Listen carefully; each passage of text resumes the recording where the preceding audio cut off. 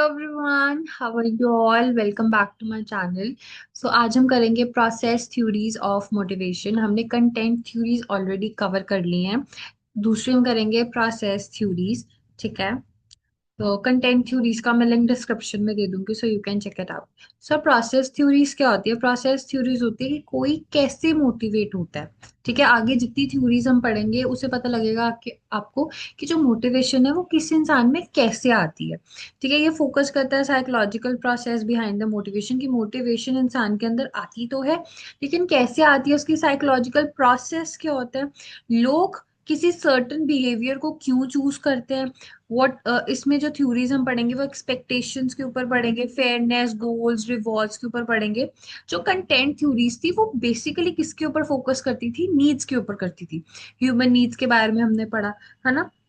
तो वो उसके ऊपर फोकस करती थी। लेकिन जो प्रोसेस थ्योरी है वो फोकस करती है कि कोई इंसान कैसे मोटिवेट होता है, वो कोई बिहेवियर को अपनाता है तो क्यों अपनाता है।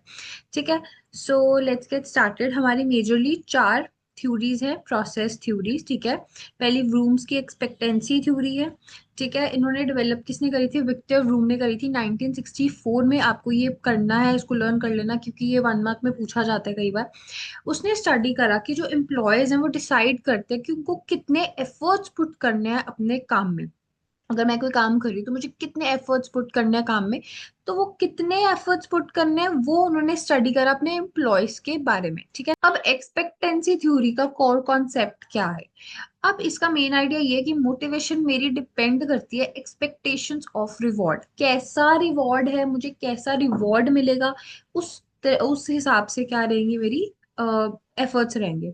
अब employees will be motivated if they believe कि उनके जो एफर्ट्स हैं वो परफॉर्मेंस को इम्प्रूव कर देंगे। अगर मुझे लगता है कि अगर मैं कोई काम कर रही हूँ, मैं अपने एफर्ट्स को पुट करूंगी तो मेरी परफॉर्मेंस बेटर हो जाएगी। लेट्स सपोज मेरे मैथ्स का एग्जाम है, मुझे लगता है अगर मैं ज्यादा मैथ्स को पढूं, ज्यादा अपने एफर्ट्स पुट करूं मैथ्स में, तो मुझे लगता है मेरी परफॉर्मेंस इंप्रूव हो सकती है। लेकिन अगर मुझे लगता है कि मेरे एफर्ट्स डालने का कोई फायदा नहीं है, मेरी परफॉर्मेंस इंप्रूव नहीं होगी, तो उसमें हम अपने एफर्ट्स नहीं डालते हैं। ठीक है, तो good performance that will lead to the better results. ठीक है, आपको रिवॉर्ड्स अच्छे मिलेंगे। अब देखो, जितने आप एफर्ट्स पुट करोगे वैसी आपकी परफॉर्मेंस होगी, जैसी आपकी परफॉर्मेंस होगी वैसी आपको रिवॉर्ड्स मिलेंगे। ठीक है, तो rewards are valuable to them. अगर आपको रिवॉर्ड्स वैल्यूएबल है then you will put the efforts. अब इसमें तीन चीजें होती हैं। ठीक है, एक्सपेक्टेंसी, कितने एफर्ट्स डाल रहे हो। इंस्ट्रूमेंटालिटी, आपकी परफॉर्मेंस कैसी है। जितने रिवॉर्ड्स सॉरी जितने एफर्ट्स डालोगे वैसी आपकी परफॉर्मेंस रहेगी, और जैसी आपकी परफॉर्मेंस होगी आपको वैसे के ही रिवॉर्ड्स मिलेंगे।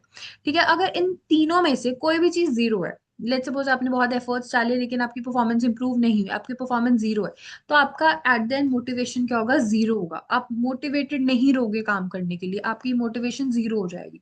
ठीक है, आई होप समझ आ रहा है थोड़ा थोड़ा।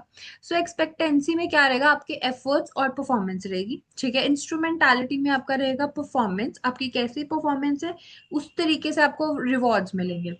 और वैलेंस होता है वैल्यू ऑफ रिवॉर्ड, कि आपके लिए वो रिवॉर्ड वैल्यूएबल है या नहीं है। इंपॉर्टेंस और the value of reward for the employee. ठीक है, अब जैसे कोई स्कूल में कोई बच्चा होता है उसको फर्स्ट आना होता है, उसके लिए वैल्यूएबल है कि मुझे फर्स्ट आना है। ठीक है, वो अपने एफर्ट्स डालेगा, उसको पता है कि मैं टॉपर हूँ, वो अपने एफर्ट्स डालेगा। जब वो अपने एफर्ट्स डालेगा उसकी परफॉर्मेंस बेटर होगी, उसकी परफॉर्मेंस बेटर होगी तो उसको रिवॉर्ड्स अच्छे मिलेंगे, फर्स्ट पोजीशन आएगी। अब जो बच्चे को मन ही नहीं है पढ़ने का, वो टॉपर नहीं है, बैक बेंचर है, तो क्या होगा? बैक बेंचर जो टॉपर्स होते हैं, जैसे जो बच्चा नहीं पढ़ता है, ठीक है, is not good in studies, वो अपने एफर्ट्स ही नहीं डालेगा पढ़ने में, उसके उसको परफॉर्मेंस अच्छी नहीं आएगा और ही डोंट वांट द रिवॉर्ड। उसको फर्स्ट पोजीशन नहीं लेनी, उसके लिए वो रिवॉर्ड वैल्यूएबल नहीं है। ठीक है, सो एक्सपेक्टेंसी, एफर्ट्स आपके परफॉर्मेंस में कन्वर्ट होते हैं। Believe that hard work will improve the performance, अगर आपको लगता है कि नहीं मेरी परफॉर्मेंस इंप्रूव नहीं होगी so you don't put the efforts. Instrumentality, जो परफॉर्मेंस अच्छी आई है तो आपको रिवॉर्ड्स भी अच्छे मिलेंगे। Good performance lead to good rewards. उसके बाद वैलेंस है, that means value of rewards. I hope you get it. अगर कोई भी query you can ask me in the comment section. ठीक है, अब मैनेजरियल इम्प्लीकेशंस क्या है इसकी। Set the clear performance standard, कि क्या परफॉर्मेंस स्टैंडर्ड्स क्या है, ऑब्जेक्टिव्स, ये सारा क्लियर होना चाहिए। जो आपके रिवॉर्ड्स है that will link to the performance, जैसी परफॉर्मेंस है वैसे ही रिवॉर्ड्स मिलेंगे, वैसे ही आपको रिवॉर्ड्स मिलेंगे। Rewards that employee actually value, वो रिवॉर्ड्स मिलेंगे जो एम्प्लॉयज एक्चुअली जिसकी वैल्यू करता है। ठीक है। Build employee confidence through the training, जैसे ट्रेनिंग होगी तो जो एम्प्लॉय है उसके जो उनसे कॉन्फिडेंस है वो भी बिल्ड होना शुरू हो जाएगा। बेसिकली आपको पता होना चाहिए कि थ्योरीज कौन सी हैं, थ्योरीज का मतलब क्या है, थ्योरी किसने बनाई, कब बनाई, ये पता होना चाहिए, मेन मोटिव क्या है उसका। रेस्ट इम्प्लीकेशंस वगैरह इतनी इंपॉर्टेंट नहीं है। एडम्स इक्विटी थ्योरी, इक्विटी मतलब fairness, they should be fairness. ठीक है। Based on the fairness and social comparison at the work place, जो हम वर्क प्लेस मतलब जहाँ काम कर रहे हो, ऑफिस में काम कर रहे हो, फैक्ट्री में काम कर रहे हो, वहां पे फेयरनेस होनी चाहिए। ये नहीं कि किसी बंदे को ज्यादा प्रेफरेंस मिल रही है, किसी को कम प्रेफरेंस मिले, तो there should be the fairness. ठीक है। जस्टिस होना चाहिए। और social comparison at the workplace, इसके ऊपर ये थ्योरी बेस्ड है। किसने बनाई थी theory, develop by the J Stacy Adams in 1963। याद रखना, जो एडम्स हमारे पास एक इकोनॉमिक्स के भी एडम स्मिथ हैं, तो जब ये थ्योरी के बारे में आता है 1 मार्क क्वेश्चन में, तो एडम स्मिथ भी होता है। तो आपको याद रखना ये स्टेसी एडम्स है जिन्होंने एडम्स इक्विटी की थ्योरी दी थी। ठीक है। Core idea equity theory, equity theory का मतलब है जितने इनपुट दोगे वैसा ही आउटपुट मिलेगा, जितने आप एफर्ट्स लगाओगे वैसा ही आपको रिजल्ट मिलेगा। ठीक है। Employees compare there input output ratio with the others. If they feel fairness, अगर उनको लगता है कि यार अगर सारे सारे जो लोग हैं वो 9 बजे आ रहे हैं, ठीक है, उनको है कि चलो सब 9 बजे आ रहे हैं, किसी की जो सैलरी है वो कट नहीं हो रही, किसी की सैलरी में वो रिडक्शन नहीं कर रहे। लेट्स सपोज एक बंदा 12 बजे आ रहा है, स्टिल उसकी सैलरी में कोई रिडक्शन नहीं हो रही, तो उनको लगेगा कि यार ये फेयरनेस नहीं है, ये अनजस्टिस हो रहा है हमारे साथ। ठीक है। तो वहां पे वो मोटिवेटेड नहीं रहेंगे, वो डिससेटिस्फाइड हो जाएंगे। ठीक है। तो जहाँ पे वो फेयरनेस होगा, जहाँ पे उनको लगेगा कि सारे लोगों को इक्वली ट्रीट किया जा रहा है, देयर इज इक्विटी, जो जैसा काम कर रहा है उसको वैसे के ही रिवॉर्ड्स मिल रहे हैं, तो उसमें क्या होगा, मोटिवेशन रहेगी, मोटिवेटेड रहेंगे वो। ठीक है। कोई बंदा अच्छा काम कर रहा है, कोई ओवर टाइम कर रहा है तो उसको बोनस मिल रहा है, जो ओवर टाइम नहीं कर रहा है उसको नहीं बोनस मिल रहा, तो ये इक्विटी है। ठीक है। सो इफ दे फील कि अनफेयरनेस है, वो डिससेटिस्फाइड होंगे और लो मोटिवेटेड रहेंगे कि यार हम तो कर ही रहे हैं बट स्टिल हमें कुछ नहीं मिल रहा है, ये बंदा कुछ नहीं कर रहा है, इसको सब मिल रहा है। सो वो क्या होगा, इक्विटी नहीं है वहां पे, फेयरनेस नहीं है। So when there is fairness there is a motivation. So input output की जो थ्योरी है, दैट मीन्स इनपुट क्या है, आपके एफर्ट्स, आपकी स्किल्स, आपके एक्सपीरियंस, एजुकेशन, टाइम। अगर ये आप जैसा डाल रहे हो, जितना टाइम पढ़ने में लगाते हो, ठीक है, आप अपने एफर्ट्स लगा रहे हो, अपनी स्किल्स लगा रहे हो पढ़ने में, आपको रिजल्ट्स वैसे ही मिलेंगे। अगर आप नहीं पढ़ के जा रहे हो कोई एग्जाम में तो फेल हो जाओगे, तो आपको आउटपुट क्या मिल रहा है, फेल। ठीक है। वैसे ही जो आउटपुट मिलता है किसकी फॉर्म में मिलता है, सैलरी, प्रमोशन, रिकॉग्निशन, बेनिफिट्स, जो जो भी पर्क्स वगैरह होते हैं वो आपको मिलते हैं जैसे आप अपने इनपुट देते हो, जैसे आप अपने काम में इनपुट देते हो वैसे आपको आउटपुट मिलता है। ठीक है। तो वो कंपेयर करते हैं, जो एम्प्लॉयज है वो आपस में कंपेयर करते हैं कि हमारा आउटपुट कितना है, हमारा इनपुट कितना था, दूसरों के साथ करता है। अगर उनको लगता है कि नहीं यार मेरा इनपुट इतना था, उस हिसाब से मुझे आउटपुट मिल गया, इस बंदे का इनपुट ज्यादा था इसलिए इसको ज्यादा आउटपुट मिला है, तो वो फेयर फील करता है, मोटिवेटेड फील करता है। लेकिन अगर उनको लगता है कि यार हम दोनों का इनपुट सेम था लेकिन आउटपुट जो है वो फेयर नहीं है, मुझे कम मिल रहा है, इसको आउटपुट ज्यादा मिल रहा है, तो वहां पे क्या होगा, लो मोटिवेशन होगी, वो बंदा डिससेटिस्फाइड होगा। ठीक है। ट्रांसपेरेंसी होनी चाहिए सैलरी स्ट्रक्चर में। ट्रीट एम्प्लॉयज फेयरली, अपने सारे एम्प्लॉयज को फेयरली ट्रीट करो और सबको इक्वली ट्रीट करो, जो जैसा काम कर रहा है उसको वैसे ही रिवॉर्ड्स मिलने चाहिए। प्रोवाइड इक्वल अपॉर्चुनिटीज, ये नहीं कि किसी बंदे को ज्यादा अपॉर्चुनिटीज मिल रही है, किसी बंदे को आप पीछे कर रहे हो, अपॉर्चुनिटीज नहीं दे रहे हो। हैंडल द ग्रीवेंसेस प्रॉपरली, जो भी जिसके भी ग्रीवेंसेस है उसको प्रॉपरली आपको हैंडल आउट करना है। ठीक है। आगे है लोग गोल सेटिंग थ्योरी, इसमें गोल के बारे में बताया कि आपका गोल कैसा होना चाहिए। अगर आपका गोल अच्छा है, स्मार्ट है, ठीक है, मेजरेबल, आप उसको अचीव कर सकते हो, तो आप मोटिवेटेड रहोगे। लेट्स सपोज एक बंदा, एक स्टूडेंट है, उसके 9th स्टैंडर्ड में लाइक 35% 40% है, उसने 10th में अपना गोल बनाया है मुझे 90% है, वो उसके लिए बहुत अनअचीवेबल लगेगा। उसने एक तो पढ़ा नहीं है, लास्ट में जाके एक महीना पहले वो कह रहा है मुझे 90% से अबव परसेंटेज लेने, तो वो उसके लिए अनअचीवेबल है। जब वो उसको अचीव नहीं कर पा रहा होगा ड्यूरिंग द प्रोसेस, तो वो डीमोटिवेटेड होगा। ठीक है। सो ये किसने डेवलप करी थी, एडविन लूक ने इन 1968 में। ये बेस्ड है specific goal improve the performance, जैसा गोल होगा आपका अगर, तो वैसी आपकी परफॉर्मेंस इंप्रूव होगी। तो कोई स्पेसिफिक गोल है जो आपकी परफॉर्मेंस इंप्रूव कर सकता है। ठीक है। स्पेसिफिक और challenging goal leads to higher performance.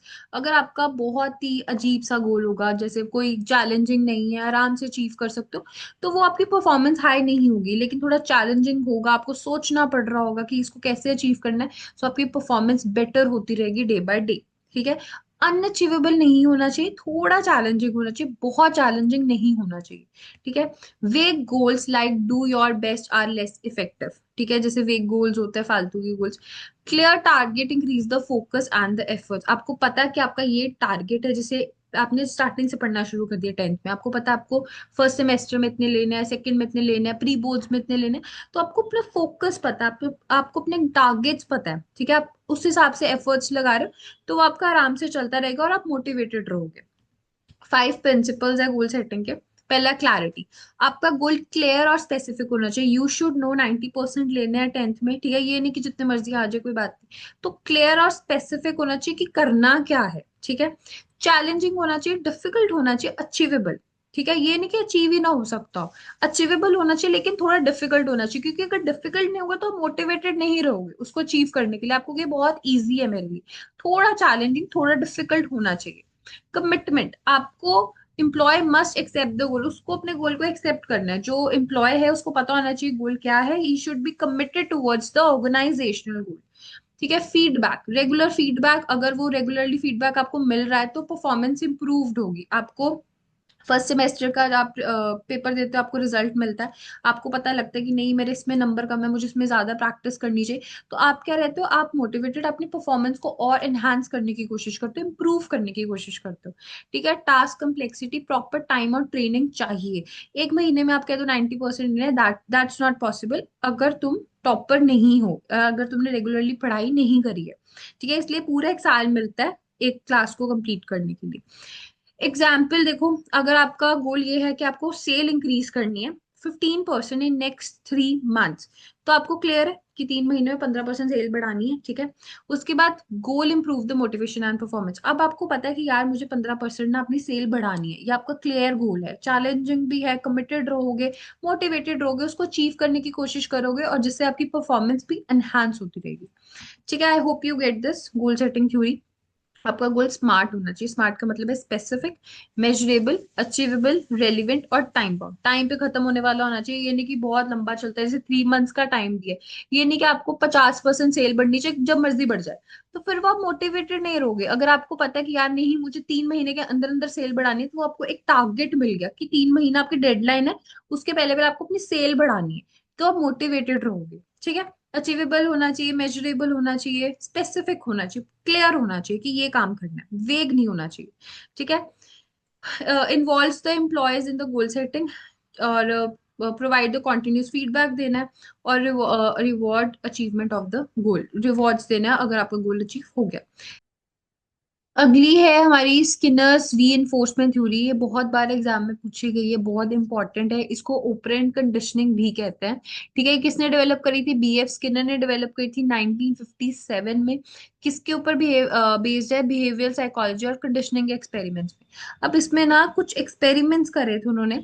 So core concept इसका ये है कि बिहेवियर कैसा है, बिहेवियर आपका इन्फ्लुएंस होता है जैसे आपके कॉन्सिक्वेंसेज होते हैं। अगर आपके कॉन्सिक्वेंसेज अच्छे हैं, गुड है, तो आपका बिहेवियर रिपीट होता रहेगा। लेकिन अगर कॉन्सिक्वेंसेज नेगेटिव है, तो आपका बिहेवियर रोक दोगे, आप स्टॉप कर दोगे। अगर आपको किसी चीज से मतलब शाबाशी मिल रही है, there is a good consequences, तो आप उस चीज को बार बार रिपीट करते हो। अगर आपको रिवॉर्ड्स मिलते हैं, किसी काम को करने के लिए शाबाशी मिलती है, रिवॉर्ड्स मिलते हैं, प्रेज होती है आपकी, तो आप उस काम को रिपीट करते हो। लेकिन अगर आपको डांट पड़ती है, आपको पनिशमेंट मिलती है, या आपको अच्छे आपके कॉन्सिक्वेंसेज नहीं होते, बैड कॉन्सिक्वेंसेज होते हैं, तो आप उस चीज को अवॉइड करते हो, आप उस चीज को नहीं करते, आपका बिहेवियर कम होता है, वैसा बिहेवियर रिड्यूस करते हो आप। ठीक है।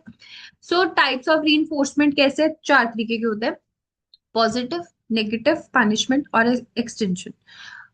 पॉजिटिव मतलब अगर आपका पॉजिटिव रीइंफोर्समेंट है, पॉजिटिव बिहेवियर है आपका, सॉरी पॉजिटिव कॉन्सिक्वेंसेज है, तो आपको रिवॉर्ड्स मिलते हैं। नेगेटिव है तो आप अनप्लेजेंट कंडीशनिंग, वो जो अनप्लेजेंट चीजें है उसको रिमूव करते हो। पनिशमेंट मिलती है आपको तो दैट मीन्स गिविंग पेनाल्टी। और extension, ignoring the unwanted behaviour, आप अपने जो अनवांटेड बिहेवियर है उसको इग्नोर करते हो। सो एग्जाम्पल है, अगर तो पॉजिटिव है रीइंफोर्समेंट तो आपको बोनस मिलता है, अच्छी परफॉर्मेंस है तो बोनस मिलेगा, ये पॉजिटिव है। ठीक है। नेगेटिव वाले को कहेंगे कि removing the strict restriction after improvement, आप इम्प्रूव नहीं कर रहे हो, आप गंदी बैड परफॉर्मेंस दे रहे हो, तो आपके ऊपर सुपरविजन लगाई जाएगी। और वो तब रिमूव होगी जब आपकी परफॉर्मेंस इंप्रूव हो जाएगी, तो नेगेटिव है। ठीक है, क्योंकि कॉन्सिक्वेंसेस बैड है, तो इसीलिए आप पे सुपरविजन लगाई जा रही है। पनिशमेंट, वार्निंग लेटर्स, अगर आपने किसी के साथ मिसकंडक्ट करा है तो आपको वार्निंग लेटर्स मिलते हैं, जो स्कूल में भी मिलता है, आपके घर पे कॉल कर दी जाती है या आपको रेस्टिगेट कर दिया जाता है। So that is the punishment, actually punishment देना, बिकॉज आपका जो आपका बिहेवियर है वो खराब है। उसके बाद extension, ignoring the minor attention seeking behaviour, जो लोग कुछ ना कुछ गलत मलत हरकतें थोड़ी बहुत करते हैं तो इग्नोर की जाती है। ठीक है, तो extension that means ignoring minor attention gaining, जो भी सीकिंग बिहेवियर होता है उसको इग्नोर किया जाता है, कुछ कुछ गलतियों को इग्नोर किया जाता है। क्लास में टीचर पढ़ा रही है, कुछ बच्चे कुछ बोलते जा रहे हैं, टीचर्स को इग्नोर करेगी, that is extension. Okay, so I hope you get it. ये री थ्योरी बहुत इंपॉर्टेंट है, और ये कई बार ओपरेंट कंडीशनिंग के नाम से भी आती है। किसने दी थी? बीएफ स्किनर ने दी थी। सो ये सारे नेम्स लर्न करने की, किसने कौन सी थ्योरी दी है, किस थ्योरी का क्या मोटिव है, कौन सी थ्योरी कौन से ईयर में आई थी, ये इंपॉर्टेंट है। Rest, process theories, content theories, ये सारी दोनों थ्योरीज, टाइप की थ्योरीज बहुत इंपॉर्टेंट है। I hope you get it. If you have any query, you can ask me in the comment section. Till then, thank you so much. All the best for your exam. I'll meet you in the next video. Thank you.